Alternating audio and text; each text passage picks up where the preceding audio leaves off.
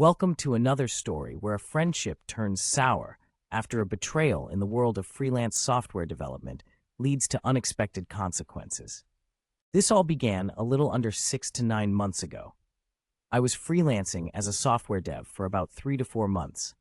My longtime friend was starting to work for a company that basically provided knowledge on the best stocks cryptocurrencies to trade.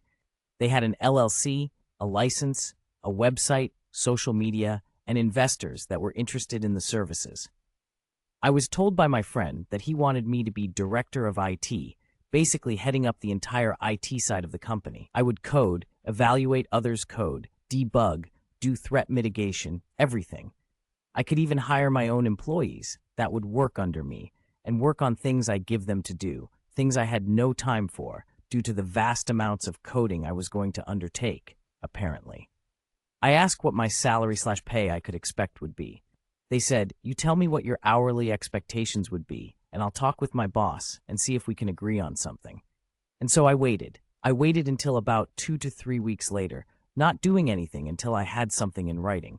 I've been messed with too many times before, and knew if I did any work without approval, they wouldn't pay.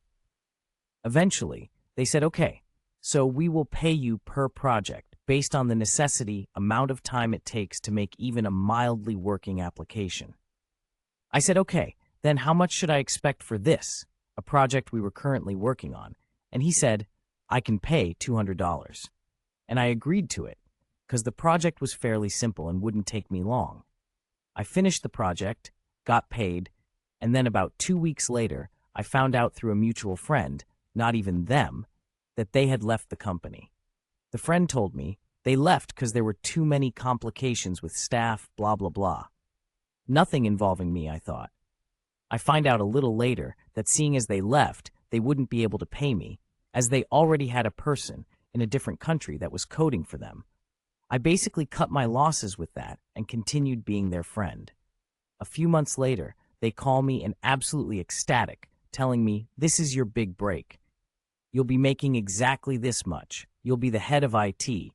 Your skills are extremely valuable to me," which in hindsight turned out to be utter lies. I was getting texts from them, "Here's what I need you to do today, tomorrow, etc. Can you purchase the domain name? I'll pay you back," which I trusted they would because they've been a good friend for 6+ years.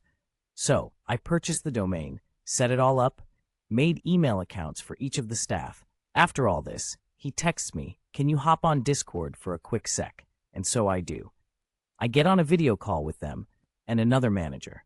They say basically, "In all respect to you and your skills as a professional programmer, we have found that your position is no longer needed." And I said, "Okay." And that was that. No, sorry, I know you're my friend and we've known each other for 6+ years, but we just don't have a need for you. It was more like, I need to put on my business suit and say to my friend of many years that he has no place in our company.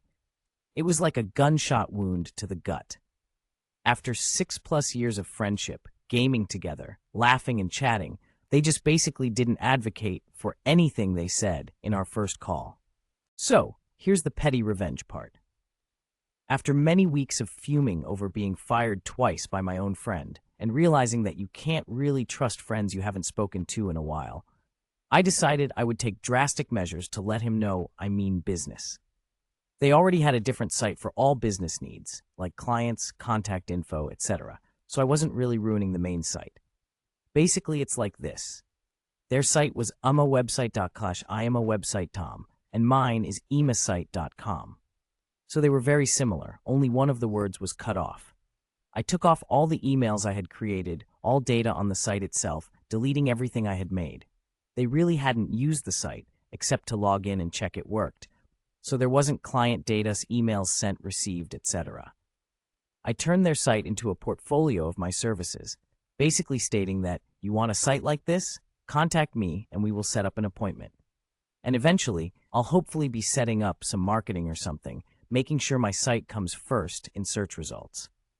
All in all, don't mess with someone who you didn't reimburse for a site you had made, and then fire them, because we've found we don't need you. TLDR, this was a really long one to type, lol.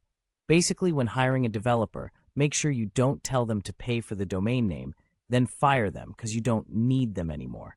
If you do, you might see your site getting outranked on Google by, who guessed it, your site.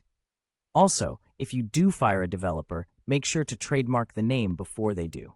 This was our story of the day. If you like this content, subscribe to our channel and like this video.